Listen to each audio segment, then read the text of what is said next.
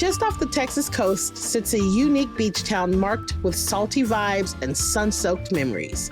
Port Aransas is a place where family traditions unfold naturally, and beauty lies both in island views and the unhurried moments between adventures. One visit, and you'll see why generations of Texans have anchored their traditions to the island life. Start your new favorite family tradition in Port Aransas, Texas. Go to visitportaransas.com and plan your visit to Austin's beach.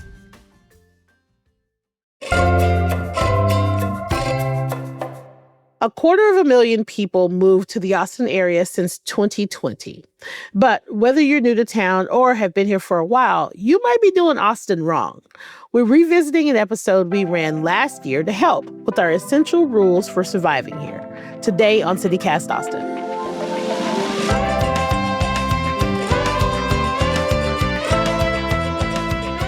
It's Wednesday, April 16th. I'm Nikki DaVaughn, and this is what Austin's talking about.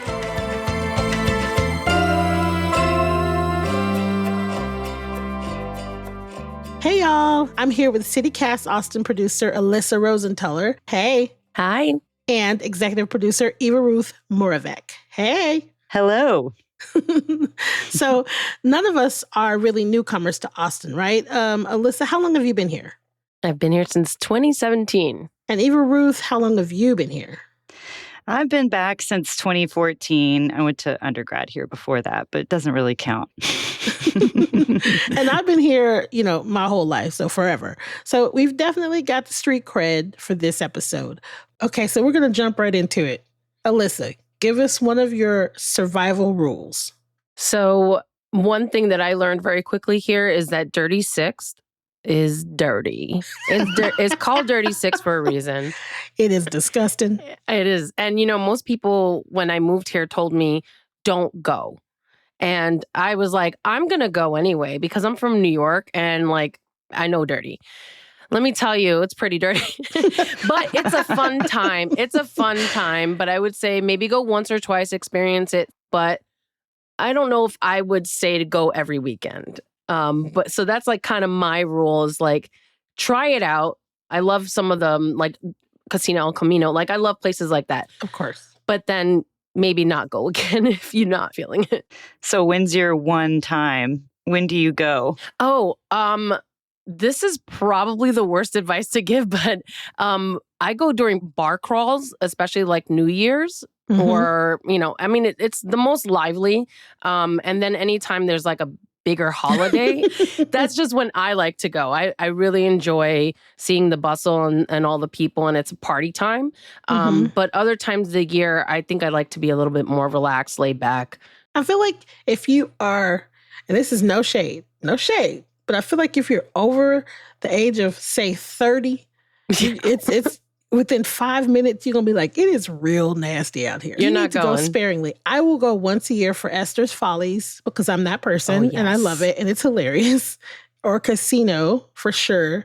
And then it's hard too because the Driscoll is all the way at the other end. And the Driscoll, I don't know if y'all know this, has one of the best bars in Austin with one of the best old fashions in Austin. So, and I just have to give a shout out to, if you are under the age of 21, I 100,000% recommend going to Dirty Sixth for your 21st birthday.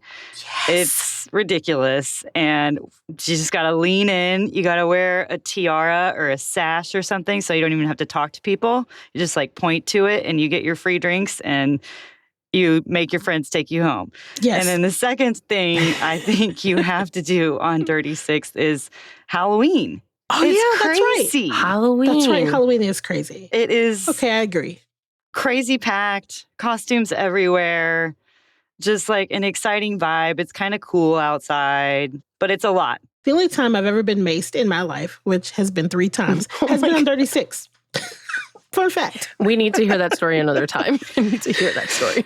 Okay, Eva Ruth, what about you? What are one of your rules? I'm going to say, don't be a jerk on the hiking trails. And I think it's hard sometimes to remember that there are other people enjoying these beautiful spaces. And they might not want to hear your music. So please do not walk around blaring your music on a speaker while I'm on a trail. And don't leave your dog poop around. Don't leave your trash dirtying up our trails. Be respectful and just be a Texan about it. Like, Yeah. don't be a jerk. Leave no trace. I'm a stickler. I'm a stickler for that, especially for dog poop. And I know that's easy coming from me because my dog is tiny, but I'm a stickler for no dog poop. I feel the same. And I frequent Walnut Creek trails. Ooh, yeah. And there for a while, I haven't seen them for a while, but there was this couple for a while. Every time I went on Sunday, they had like 10 dogs and they would walk the entire trail with a bag, picking up other people's left behind dog poop bags. And I was like, these people are doing the Lord's work. They're just like so wonderful. And I think if everybody just took a second to do that themselves, we wouldn't need other people to join in. But I mean, that's solid. One of my main rules is in the summer, you just have to have a hand fan with you at all times. I don't go anywhere starting from May 1st in this city without a foldable hand fan. I keep several of them in my pocket because you can order them or you can go to your local hair store and get like cute glittery ones for like $1. Oh, I didn't know that. So you should not go anywhere in the summer in Austin without a hand fan, but also keep a jacket or sweater with you because the AC in every establishment be blazing, blaring, chilly, whatever. Fan, sweater. Do you have, you're saying it's like a manual fan, right? It's not like an electric. What about the little tiny electric ones? Whatever keeps you cool? I also have those. My friends think I'm ridiculous because I'm not playing with this heat. It's either a battery-powered fan, and then I'm like, do you want one? Do you want one? Does everybody have a fan? Because you cannot use mine. I heard a lot about hand fans when Madonna was in town. Because I don't know if y'all heard this, but she's a no AC girl. And what? What? So she had the air cranked either fully off or very, very low, so it was pretty toasty inside. And I heard from some people who were like, make sure you bring a hand fan. It is crucial for surviving. Not only Austin in the summer, but the Madonna concert. I have so many questions. Yeah, that is crazy. I have so many questions. Absolutely unacceptable, unless it's December and even then. Yeah, even then, yeah. Mm-hmm. Oh my gosh. Madonna, you're doing too much. Okay, Elissa. We're too little. Elissa, do you have another one? Yes, and this is probably like lost upon a lot of true Texans. But for people who move here, when a menu says something is spicy, they mean it's spicy. Because I've brought people to places and they've been like, is the salsa spicy? Yes.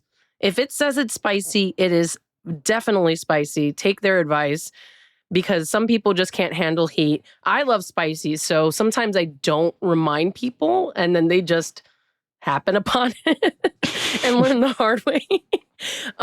I did it to my mom by mistake. We went to El Dorado and she decided to put some hot sauce on something. And like, she's like, oh, it's, like in her head, I think she thought it was like Tabasco. Like it was just going to be like mildly hot. And it blew out her palate and she couldn't eat breakfast. I felt so bad. The heat is real here. They use real chilies. Like, know that it's going to be really spicy. I don't do spice. I get teased about it all the time. Really? I can't handle it. Not even a little bit? My little taste buds can't handle it. It'll ruin the entire experience for me. I haven't developed the taste buds for the spice. There's one time we went to New India on South Congress. And I love Indian food, but it's a different level of heat. And by the end of the meal, y'all, it was so embarrassing. I was crying out of heat. Like, have y'all ever had an experience like that where something is just so hot you can't control and you're just like, it's delicious. Yeah, that was me at New India. There's a truck somewhere in Austin whose heat meter is like, it's like spicy, ridiculous, blah, blah, blah, blah, blah, blah. And then all the way on the other end, it says like white person spice or something like that. And I'm like, that's me. Thank you so much. Give me my white person spice Indian food. Thank you very much. No shame. I want to taste my food today. Thank you. That's hilarious. Okay, so Eva Ruth, your turn. Yeah. What's your next rule? Building on where I was with my last rule, out in nature, just kind of wherever you are out and about, smile back. I'm constantly smiling at people, saying hi to strangers. That's what we do. Yeah. Very few times that I'm not going to smile at a random stranger. That's just how I am. And I want you to smile back and say hi, and don't do the thing where you're just looking down or like avoiding eye contact. That is not Austin. I get irrationally upset when someone doesn't smile back. Like I take it so personally because I am also a smiler. You don't have to speak. You don't have to say hello because I know sometimes you feel like it invites chit chat and you don't want to chit chat. I get it. Mm-hmm. But like you can't smile? Come on. When I first moved here, I like knew people say hi. But like the first few times I was like a little thrown back. I was like, who are you saying hi to? Like almost like you said, Nikki, you're offended if they don't smile at you. I was almost offended that they would even talk to me. Like, why would you even say hi to me? We're not doing this. It is 9:00 in the morning. I'm doing something else. And after a while, like I simply love it. I think it's fantastic. Whenever I take my dog for a walk, he's very unique looking. So like people always have to stop and say something about him. And I always say good morning to people. And I'm starting to get like Nikki. Like there are a couple times where I've said good morning and no one said anything. And then like for 5 minutes afterwards, I'm like, I can't believe it. Like I actually wasted my breath on this person and they didn't even bother to smile. Listen, my sister teases me. She was like, it's like, you think you're so cute that people have to smile at you. And then I'm like, I am cute. You should smile at me. How dare you? But my smiles are real. So smile at me. Okay, before we talk about more rules, let's take a quick break.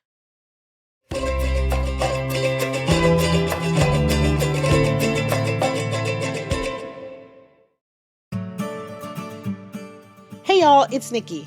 I wanted to tell you about something you need to save the date for. Austin Community Foundation has been a trusted partner in local philanthropy for individuals, families, and businesses looking to do good in Central Texas. And on April 29th, Austin Community Foundation invites you to Austin in Common at ACL Live Moody Theater. Now, this is an event like no other, and it's focused on storytelling. The night will feature 4 community leaders, Carrie Rodriguez, Kendall Antonelli, Chris Hyams, and Dr. Colette Pierce Burnett, who will share their Austin stories, their diverse experiences of living, working, and raising families right here in Austin. It's a chance to celebrate our togetherness because no matter who you are or where you're from, we all have Austin in common. Sponsorships and tickets are available at austinincommon.org. So get yours today. That's austinincommon.org.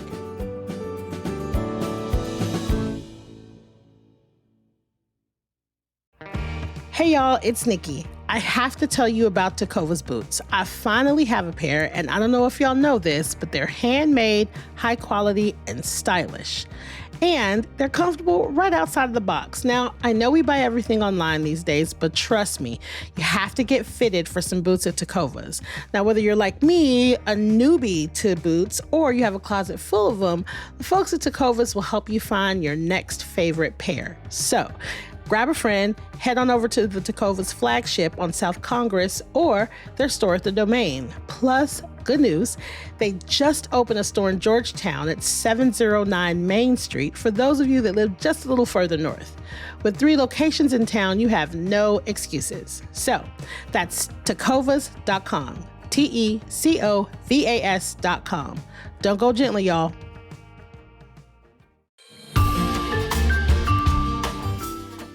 Just off the Texas coast sits a unique beach town marked with salty vibes and sun-soaked memories. Port Aransas is a place where family traditions unfold naturally, and beauty lies both in island views and the unhurried moments between adventures. It's a place where multiple generations can get together under one roof to share slow beachfront mornings and cool Gulf breeze evenings. An island escape with 18 miles of shoreline to cast your line, kayak with the kids, or simply cruise the coast in a golf cart. One visit, and you'll see why generations of Texans have anchored their traditions to the island life. Start your new favorite family tradition in Port Aransas, Texas. Go to visitportoranzas.com and plan your visit to Austin's beach.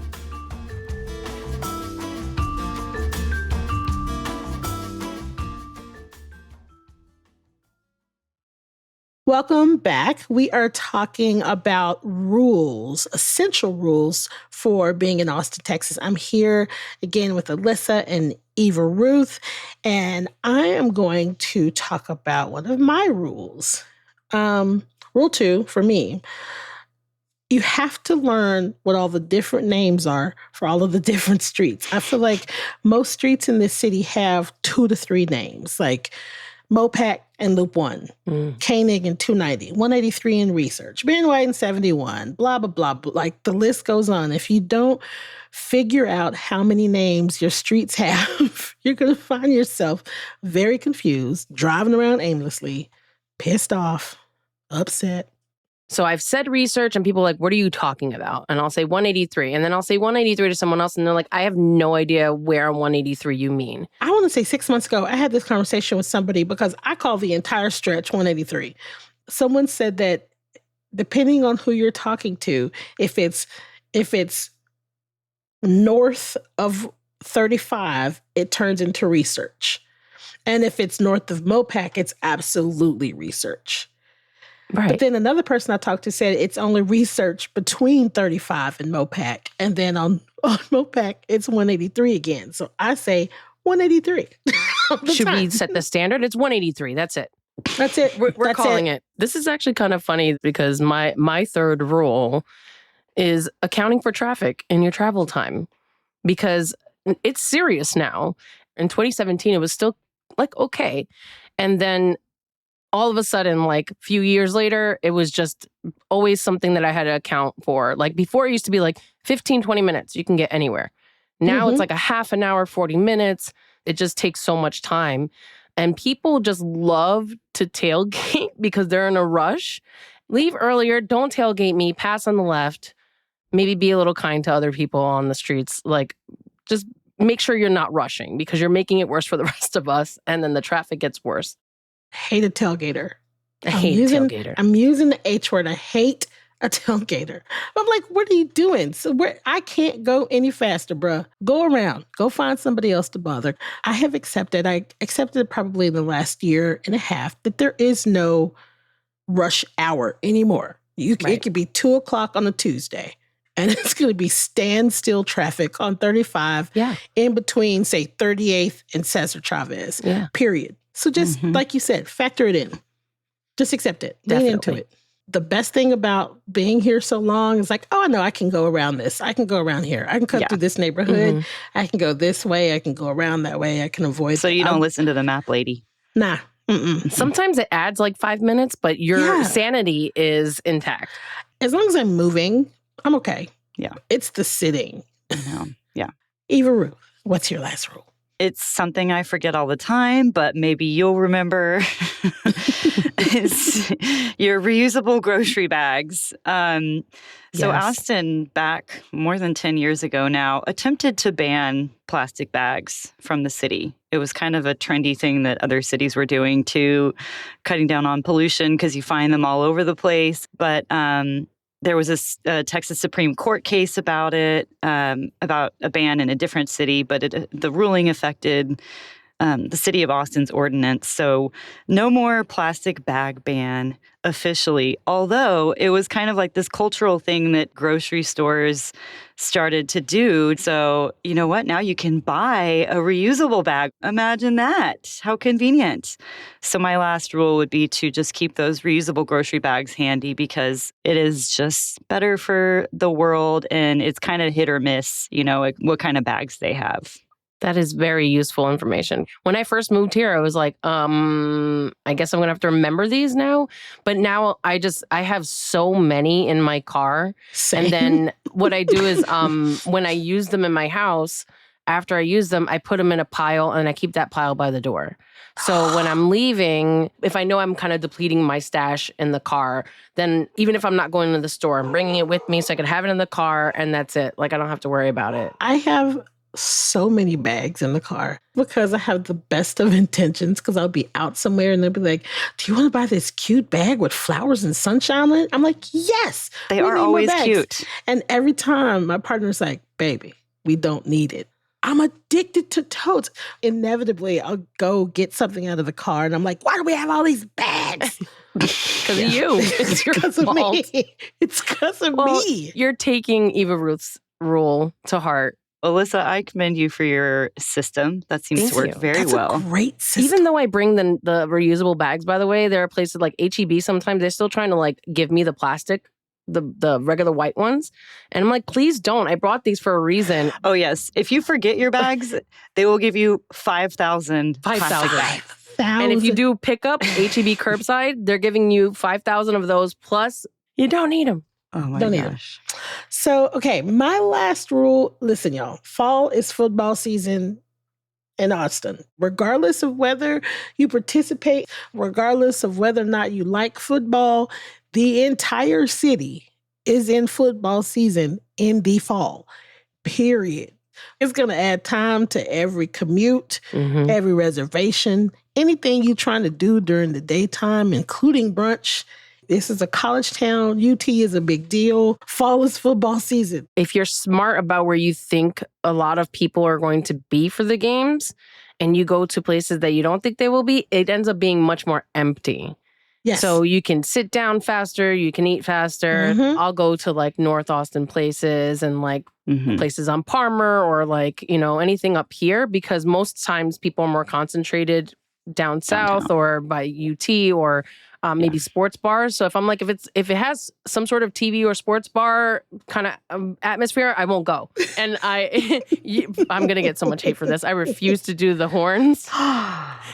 I'm sorry. So my horns are like the metal horn because a bunch of my friends are metalheads. Did you know in sign language, if you just put your thumb out, this means I love you. Yeah. So I'll do that. And then just put your thumb in, Elissa? Yeah. That's it. I did it.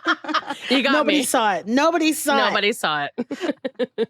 This was really dope. I think we just helped a whole bunch of new Austinites avoid those socially awkward newbie moments. Do y'all have essential rules for Austin?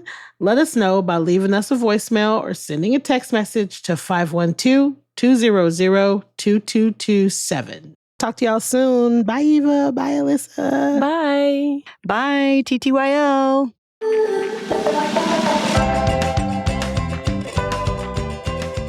That's all for today here on CityCast Austin. If you enjoyed the show, why not tell a friend, rate the show, leave us a review, and subscribe to our Hey Austin newsletter. We'll be back tomorrow morning with more news from around the city. Bye, y'all.